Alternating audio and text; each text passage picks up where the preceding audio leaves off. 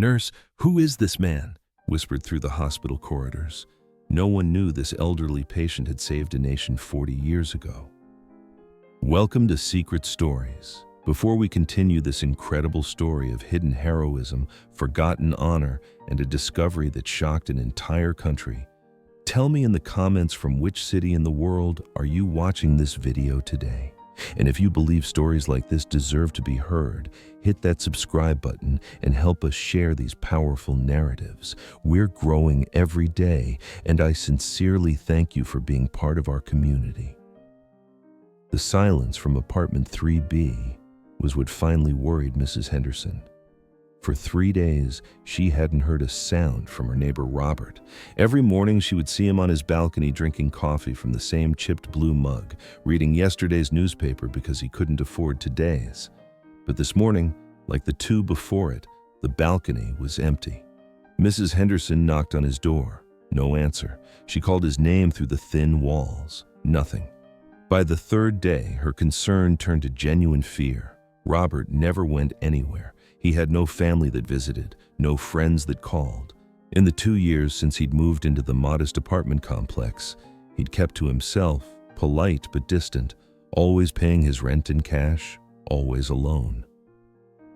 "I need to report a welfare check," Mrs. Henderson told the 911 operator, her voice trembling. "My neighbor hasn't been seen for 3 days. Something's wrong." When the paramedics arrived, they found Robert collapsed in his small living room, unconscious and barely breathing. The apartment was sparse, almost empty. A single chair, a small television, a few books, and not much else. No family photos, no personal mementos, nothing that revealed who this man really was. In his wallet, they found $17 and a worn piece of paper with Robert written in faded pencil. No last name, no identification, no insurance cards. Just Robert. The man who had lived invisibly was about to disappear just as quietly. At Mercy General Hospital, Robert was rushed to intensive care. His vitals were weak, his breathing labored. Dr. Martinez estimated he had maybe hours, perhaps a day at most. They listed him as John Doe Robert in the system because they had nothing else to call him. Nurse Sarah Williams was assigned to the night shift in his room. Sarah had been working at Mercy General for 8 years, and she'd seen hundreds of patients come and go. But there was something about this elderly man that caught her attention. Even unconscious, he clutched something against his chest with surprising strength. His weathered hands, marked with old scars, held onto it like his life depended on it. When Sarah tried to examine what he was holding during her rounds, Robert's eyes would flutter open, and he'd pull away, protective and alert despite his condition. It was clearly something precious to him, something he wouldn't let go of even in his weakest moments. On the second night, Robert's grip finally relaxed. Sarah carefully moved his hands to see what he'd been protecting so fiercely. What she found made her pause. It was a medal, old and tarnished, hanging from a faded blue ribbon. At first glance, it looked like any military decoration an old veteran might keep. But as Sarah looked closer, her breath caught in her throat. The medal featured an eagle with spread wings, 5-pointed stars, and intricate engravings that spoke of the highest honor. This wasn't just any military medal. This was the Medal of Honor, the highest decoration for valor in action against an enemy force that could be bestowed upon an individual serving in the armed services of the United States. Sarah had grown up in a military family. Her father had served in Vietnam, her brother in Iraq. She knew what the Medal of Honor represented, and she knew how rare it was. Only about 3,500 had ever been awarded in the entire history of the United States military. The chances of a homeless, unknown man possessing a real one seemed impossible. "It must be a replica," she whispered to herself. "Or maybe it belonged to a relative." But curiosity got the better of her. During her break, Sarah carefully examined the medal more closely. On the back, she found what she was looking for, a serial number etched in tiny letters. MOH 1983 047.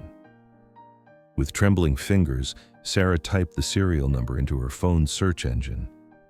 What appeared on her screen made her heart stop. The search results showed a black and white military photograph of a young soldier, his face serious and determined. The name beneath the photo read, Staff Sergeant Robert Bobby Mitchell, Medal of Honor recipient 1983. Sarah read the citation with growing amazement and disbelief. On October 25, 1983, during Operation Urgent Fury in Grenada, Staff Sergeant Mitchell's unit had come under heavy enemy fire. When their position was overrun and 23 soldiers were trapped behind enemy lines, Mitchell had single-handedly held off advancing forces for over 4 hours, allowing his comrades to escape to safety. He had been severely wounded in the process and was initially listed as killed in action. Later, he was reclassified as missing in action when his body was never recovered. The official record stated that Staff Sergeant Robert Mitchell had been posthumously awarded the Medal of Honor for his extraordinary heroism and self-sacrifice. He was presumed dead. Yet here he lay, 40 years later, dying alone in a hospital bed, his identity unknown to the world that had mourned him as a fallen hero. Sarah's hands shook as she looked from her phone screen to the unconscious man in the bed. The young face in the military photograph bore a resemblance to the elderly patient, but 4 decades of hard living had changed him dramatically.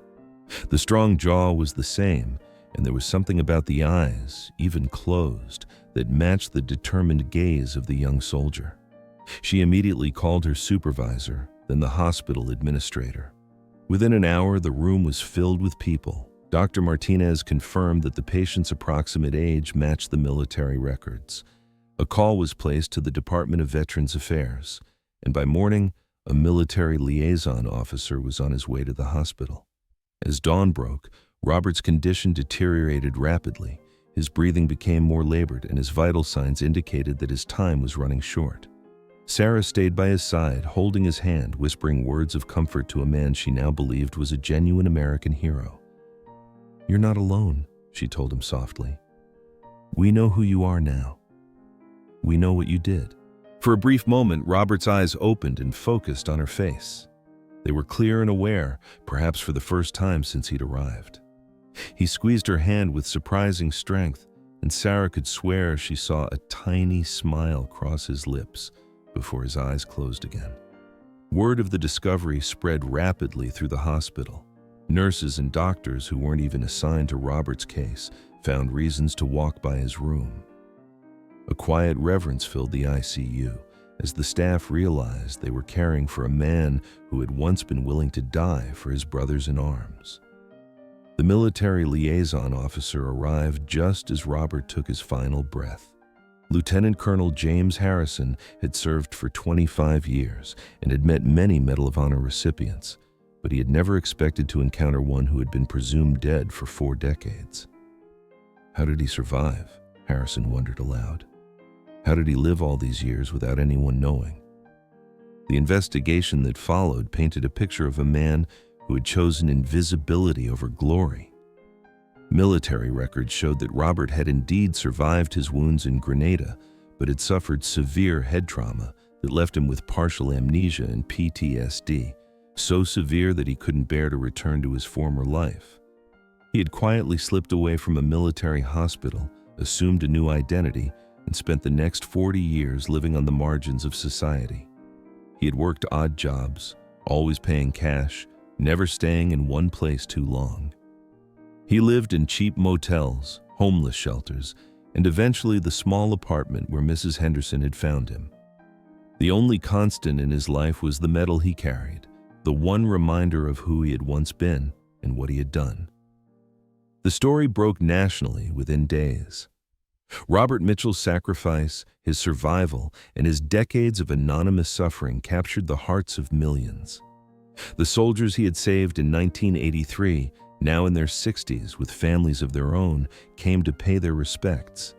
Many wept openly as they stood beside his flag-draped casket. "He saved my life," said retired Sergeant First Class David Lopez, his voice breaking. I went home to my wife and kids because of what Bobby did. My children exist because of his courage, and he lived all these years thinking no one remembered, thinking no one cared. Robert's funeral was held at Arlington National Cemetery with full military honors. The president sent a representative. The Secretary of Defense attended personally, but perhaps most meaningfully, Mrs. Henderson was there, the elderly neighbor who had cared enough to make a phone call when she noticed something wrong.